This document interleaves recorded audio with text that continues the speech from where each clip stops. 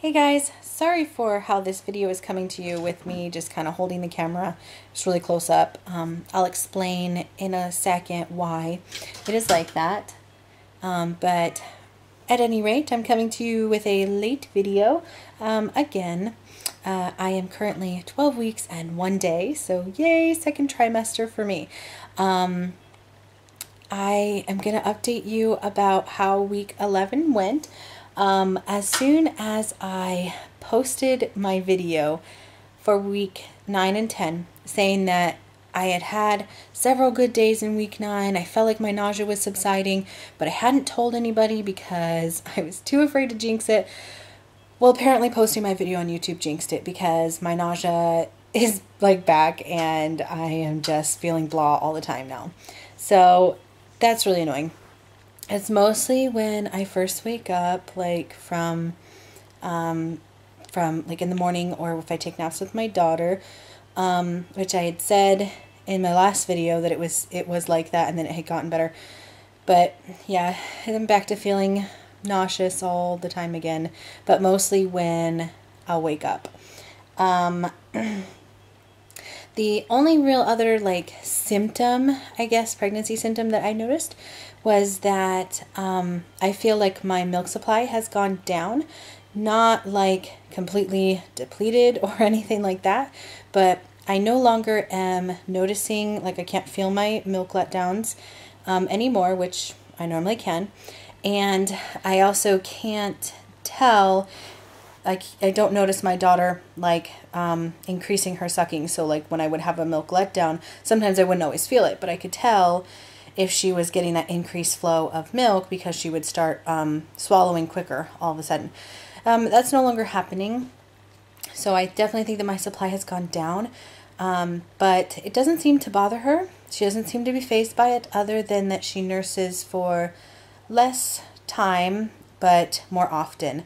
And I'm pretty sure that the nursing that she's doing is for comfort, not necessarily for any milk that she's getting, although she is still getting milk, but I think it's mostly for comfort.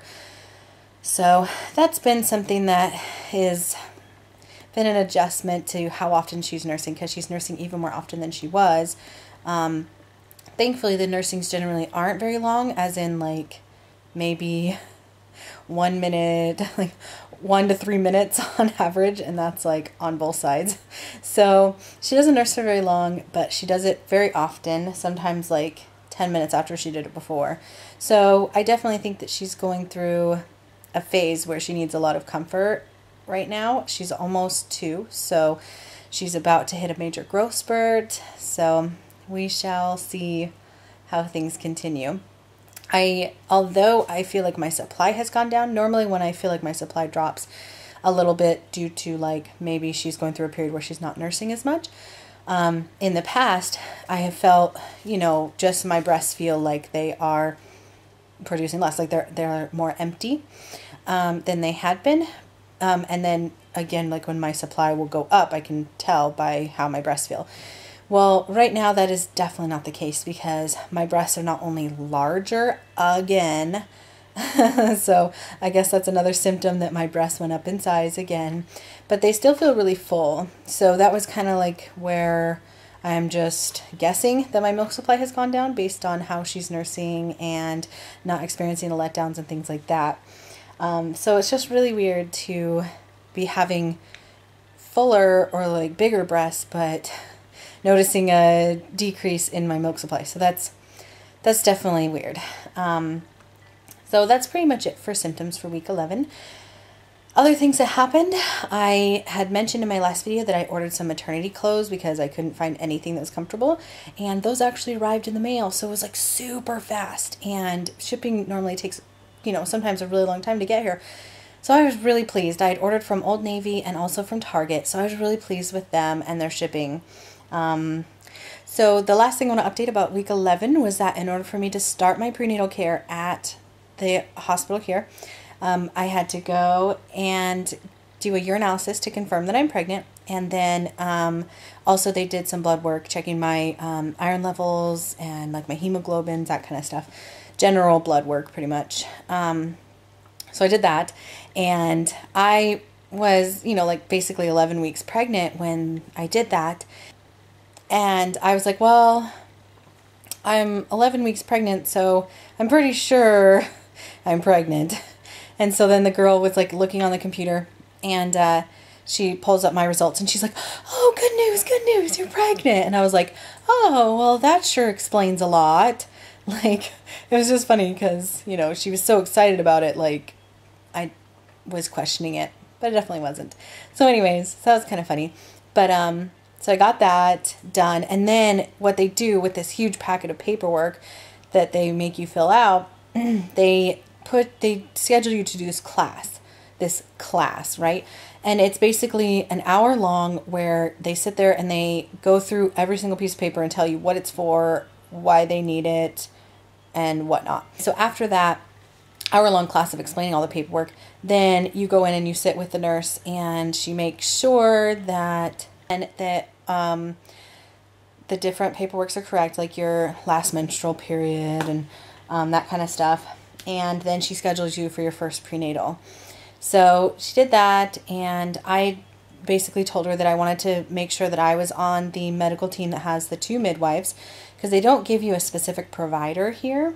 They just put you on a team of providers and then try and schedule you with the same provider each time.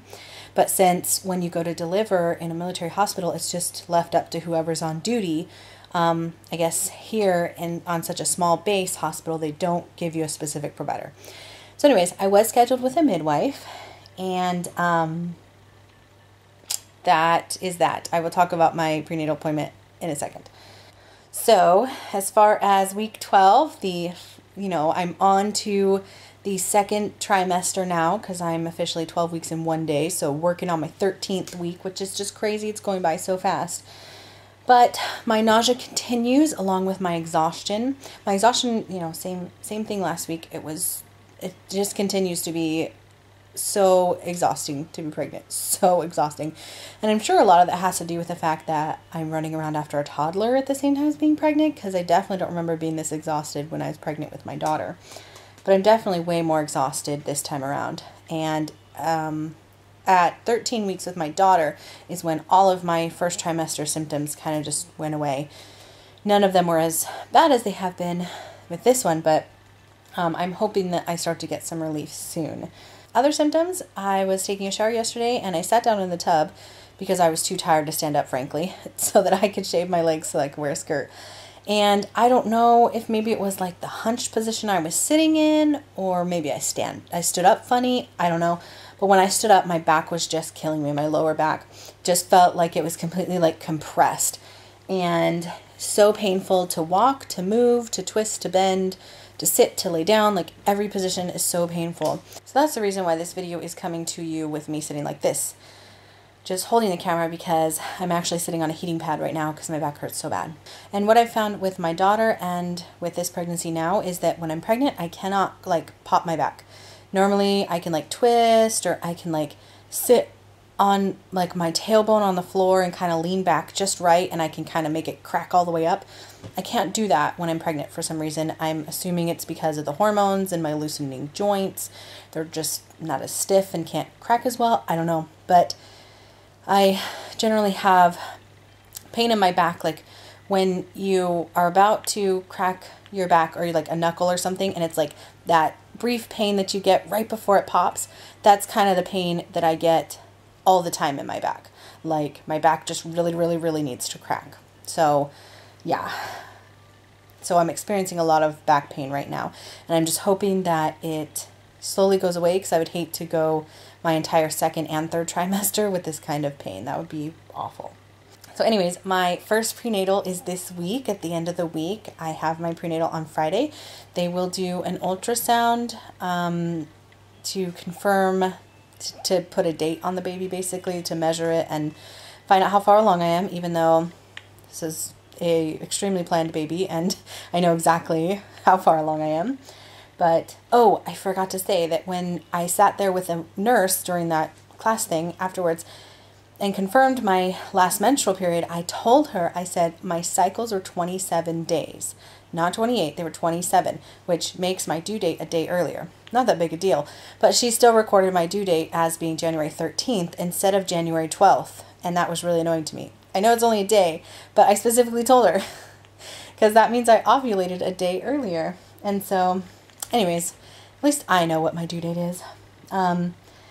But I am excited to go see the baby for the first time, and that is this Friday. So I'll be updating about that on my week 13 video.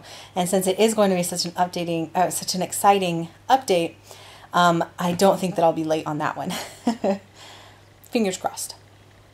Last bit of news that I have for this update is I had talked about it a little while ago about achieving certain goals towards something that I wasn't quite able to talk about. Well, I have fully met this accomplishment now, and so I am actually legally allowed to talk about it. But I am officially accredited as a La Leche League leader. Yay! I don't know if you guys know what La Leche League is or if you know what a leader is, but if you don't, check them out at LLLI.org because they are an amazing organization providing support, advice, and information for breastfeeding, pregnant and breastfeeding mothers. And it's an organization that I have been a part of since Zoe was just a month old, and they provided extreme amount of help for me. So I'm just really excited to have accomplished this goal of becoming a leader. It took me 8 months. It generally takes women a year to a year and a half. I thought that I took, longer than what I'd wanted, but I'm amazed that it happened in 8 months. Where I'm at, there's already a leader. I've talked about our La Leche League a couple of times. There's already a leader, so I will actually be a co-leader.